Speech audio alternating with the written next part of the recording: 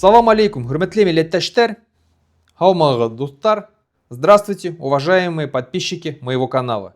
В эфире очередной выпуск программы «Обсудим с Русланом», где мы вместе с вами обсуждаем самые интересные, самые горячие новости, которые произошли на текущей неделе.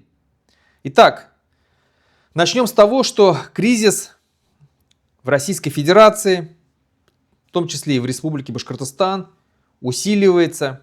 Экономика находится в стагнации. Это подтверждают уже сами чиновники. Об этом говорят ведущие экономисты России, российские ведущие экономисты. Это подтверждают уже и сами республиканские власти.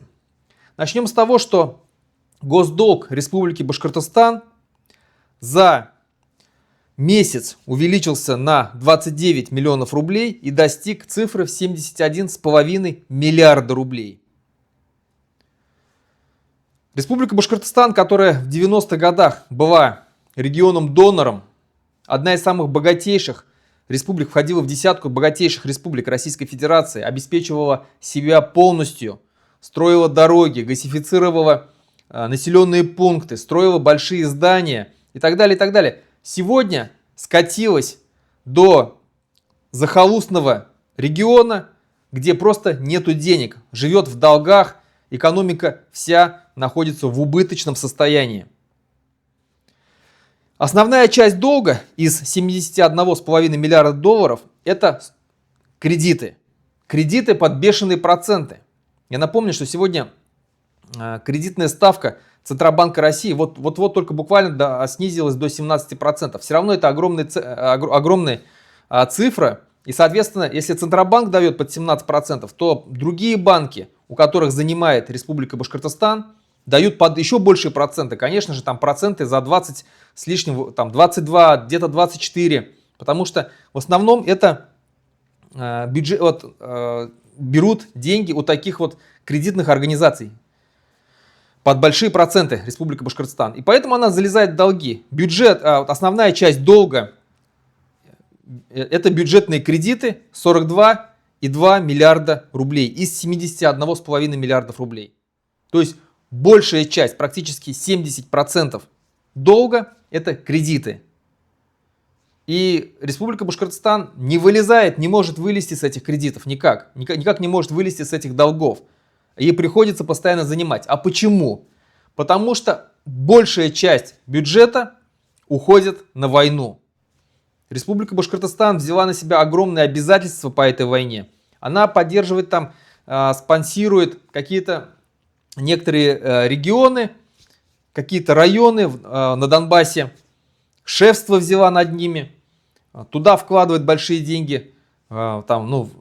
Восстановление, скажем так, да, тех разрушенных регионов от войны. Сами же разрушили, теперь сами же восстанавливают. За счет кого? За счет наших жителей Республики Башкортостан. Вот буквально недавно на Сибайском инвест-сабантуе, который проходит каждый год, Хабиров что заявил? Он заявил о том, что ожесточенная борьба на внешнем треке, наши усилия по поддержке специальной военной операции и зарубежное санкционное давление, конечно, оказывают влияние на экономику страны. Важно определить, как необходимо развиваться в этой ситуации и какие ресурсы для этого можно использовать, сказал Ради Хабиров. Мы отмечаем, что бюджет республики растет, но растут и наши расходы, связанные в том числе с поддержкой СВО, что является для нас приоритетной задачей. То есть он здесь не скрывает, что приоритетная доля бюджета это поддержка СВО. Туда уходят огромные деньги. Практически каждый месяц уходит целый караван фур с различными товарами, которые туда отправляются. Что он еще сказал? Нам нужно перейти в режим рационального расходования средств, развития мобилизационной экономики, пояснил Ради Хабиров. Если сказать другими словами, то он сказал о том, что денег становится все меньше и меньше, но мы, конечно же, не откажемся от финансирования и спонсирования специальной военной операции, просто мы заберем деньги у вас, у жителей Республики Башкортостан, вам будет меньше доставаться денег на здравоохранение, на образование, на ЖКХ, на строительство инфраструктуры, то есть на дорог и так далее. Вот, если сказать простыми словами, то деньги будут столько же отправляться на войну, потому что война идет и не собирается заканчиваться. По последним данным, более 350 миллионов долларов ежедневно уходят на войну. Это гигантская цифра. Это гигантская цифра. В рублях там что-то около 40-50 миллиардов рублей ежедневно. Не в месяц, ежедневно. У нас долг у Башкортостана 71,5 миллиард рублей. Это практически полтора дня. Полтора дня войны. Полтора дня войны не воевать, и мы покроем. И если бы деньги отправили в Башкортостан, Башкортостан бы просто покрыл бы весь свой долг. Но этого не происходит. Почему? Потому что бункерный дед Путин воюет и заставляет платить нас всех за эту войну. За эту войну платят простые граждане. Вот и поэтому ситуация с экономикой будет ухудшаться, конечно. Когда мне пишут и говорят некоторые, что ты там нагоняешь краски, жути, на самом деле мы здесь все классно живем, все у нас есть, в магазинах все есть. Конечно, пока все есть. И будет, наверное, но будут большие цены, будет инфляция, будут маленькие зарплаты. Вот буквально недавно прошла новость о том, что с 11 на 12 сентября более 700 домов в Уфе остались без горячей воды. Была авария. Это в плюсовую температуру. Сентябрь только начался. Люди, я думаю, с ужасом ждут зимы, когда температура будет больше 20 градусов, больше 30 градусов. Что будет происходить тогда? Конечно, будет авария на аварии. Потому что деньги в ремонт труб, кранов различных, котельных систем не вкладываются туда деньги. Абсолютно. Лифты обещали что все заменить и отремонтировать. Этого не сделали. То есть система ЖКХ, жилищно-коммунального хозяйства, рушится. Рушится и находится просто в упадке. Она до сих пор просто доживает советскую систему. То есть как она при советской системе была построена, вот с тех пор еще на этом она и тянется. Трубы уже давно-давно проржавели. Пить невозможно воду в Уфе. Я еще 4 года назад, когда жил в Уфе, мы пили только бутилированную воду. Здесь, в Литве, допустим, воду можно пить из-под крана. Чистейшая вода. Я когда приезжал в Германию, в гостиницах прям таблички висят возле кранов. И написано, что у нас чистая вода, вы можете пить спокойно, не боясь воду. Вот что такое, когда все трубы чистые, замененные, вся система ЖКХ у них в порядке, в полном порядке. Что не скажешь о России. И Республика Башкортостан, пока будет находиться в составе Российской Федерации, она будет также беднеть, разрушаться. Жители будут получать нищенскую зарплату в $300. Ну, при средней зарплате она такая, $300. В Литве, допустим, $1200. Средняя зарплата. Ну, есть разница. По ценам на продукты такие же цены. Поэтому сами жители Башкортостана, вот я вам говорю, сделайте сами выводы. Где вам лучше жить? Жить вам лучше в независимом государстве, самим для себя жить, все доходы Республики Башкортостан не отдавать на какие-то безумные проекты Путина, на безумные проекты Кремля, такие как война в Сирии, война в Украине. Сколько денег туда уходило и сейчас сколько уходит. А все деньги вкладывались бы в республику, в благосостояние ее жителей. Поэтому не лучше ли жить отдельно от России? Следующая тема, которую я хотел опять затронуть, это издевательство над мусульманами, в том числе над жителями Республики Башкортостан. Это уже неоднократно проявлялось, и до этого мы здесь вот со Шмуратом Хазратом Хайбулиным об этом говорили тоже. Я говорил здесь, что вот буквально недавно был скандал о том, что какая-то московский режиссер, женщина, просто высмеяла оскорбительным тоном, высмеяла фамилии башкирских артистов. Посмеялась она над нашими фамилиями, над нашими отчествами. Для нее это смешно.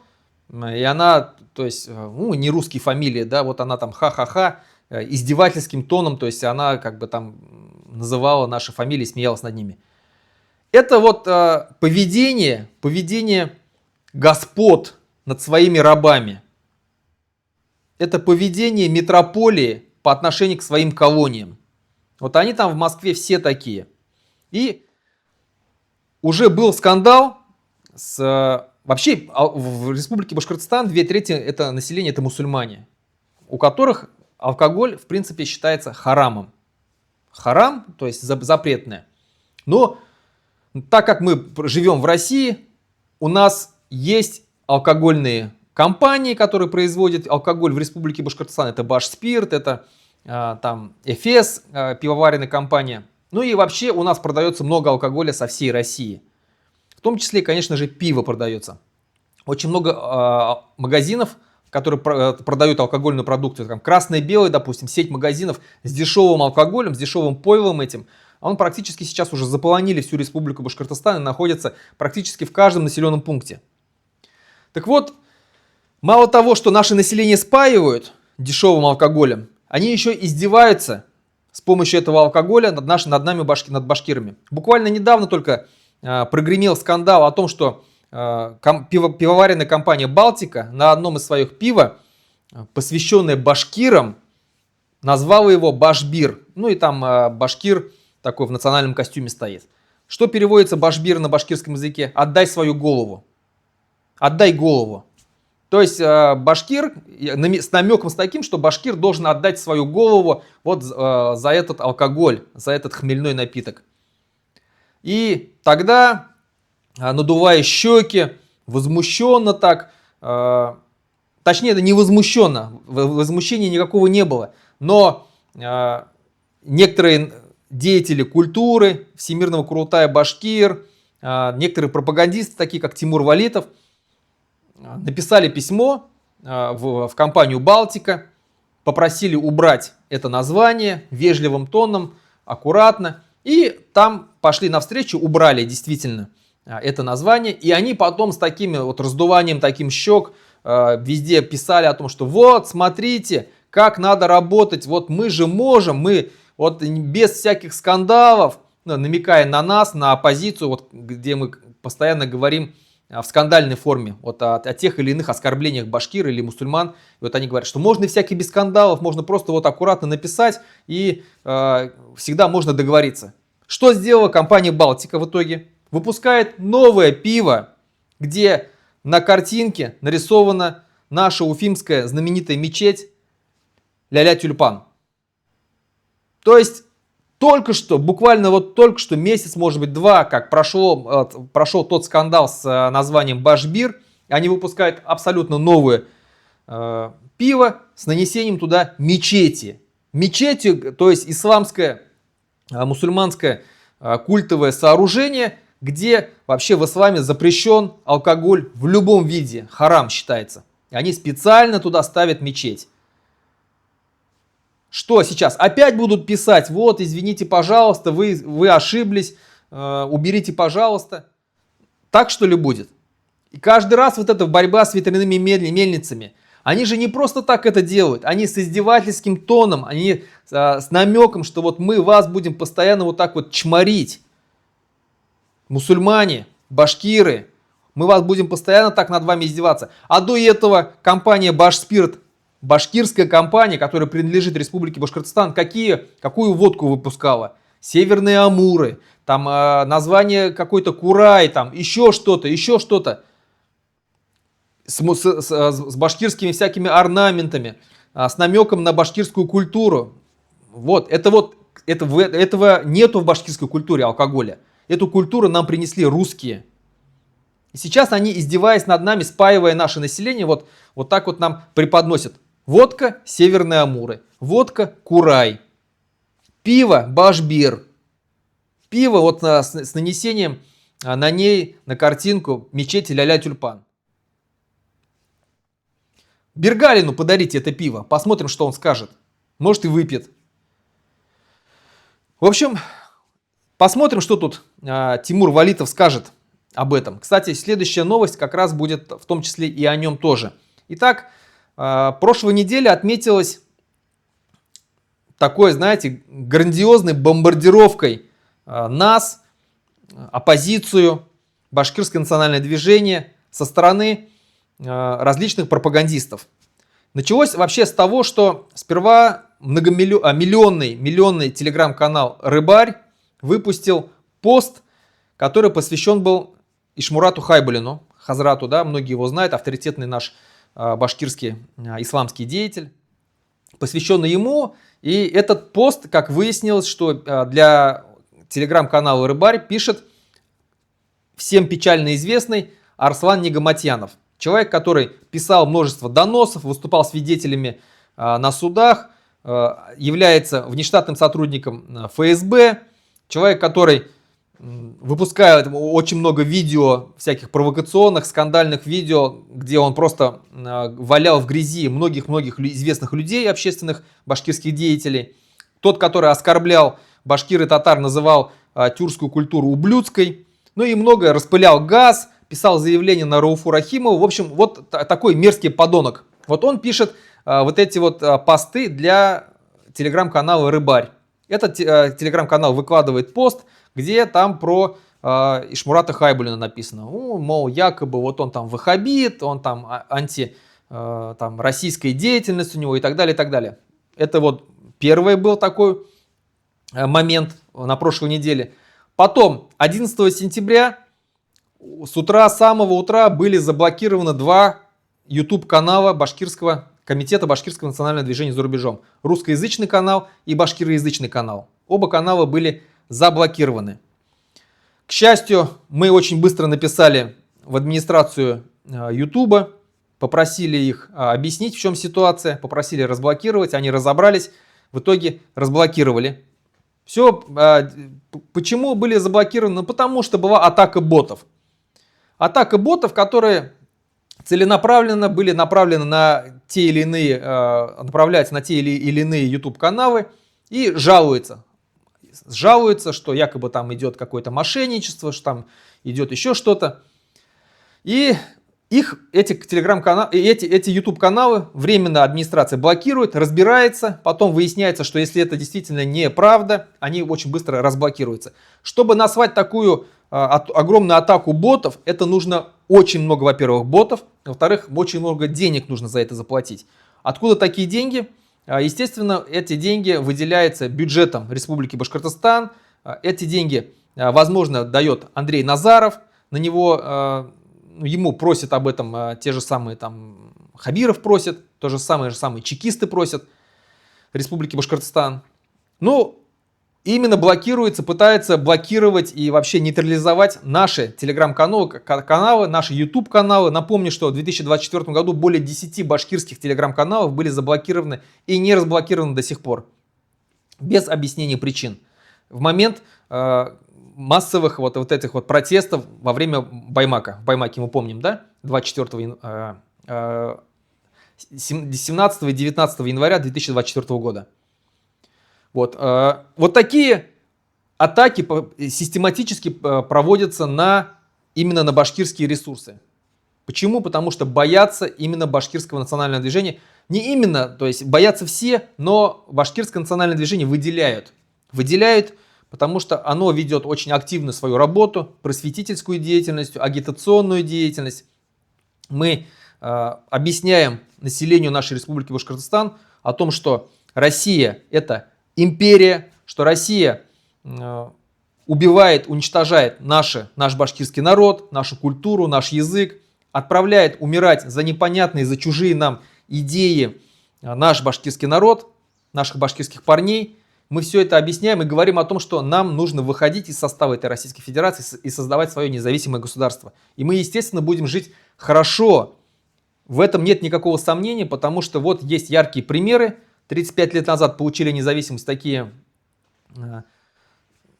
республики бывшего Советского Союза, как Казахстан, Узбекистан, Кыргызстан, Азербайджан, Литва, Латвия, Эстония, Грузия, Армения. И все они живут, в принципе, достаточно хорошо. Точно лучше, чем Башкортостан. Намного лучше. И буквально тоже 2 дня назад вышло видео пропагандиста, известного пропагандиста Тимура Валитова, про которого я недавно говорил здесь, который в своем видео вновь одни и те же штампы начал производить по поводу того, что Габбасов это экстремист и террорист, который там работает на западные спецслужбы, который пытается раскачать ситуацию в Республике Башкортостан. Там же опять было сказано про Ишмурата Хайбуллина, там же было сказано про Ростислава Мурзагулова. В общем, про всех тех, кто сегодня критикует власть и призывает Республику Башкортостан и ее жителей выйти из состава Российской Федерации и создать свое независимое, свободное, демократическое государство, где не будет контроля, где не будут запрещать соцсети, где будет свобода слова, где будут честные суды, где мы будем жить сами для себя во благо своих жителей. Вот к этому призывая, и из-за этого нас так не любят, из-за этого нас так ненавидят, из-за этого нас пытаются во всем везде запретить, из-за этого на нас завели уголовные дела и так далее. Но как бы они с нами ни боролись, мы помним те знаменитые стадии борьбы. Сперва они над нами смеются, потом они с нами борются, потом они признают свое поражение, и мы побеждаем. Вот постепенно, сперва от смеха над нами, мы помним, когда они смеялись над нами еще 3-4 года назад, когда мы говорили о независимости Башкортостана, они смеялись, говорили какие-то глупые вещи, вы говорите, Республика Башкортостан никогда не станет независимым государством, она не способна, она не сможет. После наших доводов, разъяснений, выпуска многих передач, написанных статей, мы разъясняли и убедительно доказывали, что нет, наоборот, все это возможно, и Республика Башкортостан легко может стать свободным, независимым государством, процветающим государством. Они начали с нами бороться. Сейчас они с нами борются, пытаются максимально, как только это возможно, уголовные дела, инагентство, блокировка каналов, всякая дискредитация наша, аресты наших родственников. Скоро наступит стадия принятия. Стадия принятия, где они в итоге примут наши доводы, наши убеждения, нашу победу и признают свое поражение. Это обязательно случится, поэтому, друзья мои, продолжаем бороться. Мы идем по верному пути, победа будет обязательно за нами. Республика Башкортостан обязательно будет свободным государством. На этом все. Хау булалат. Хурмәтле милләттәшләр, осыр шагат иклем.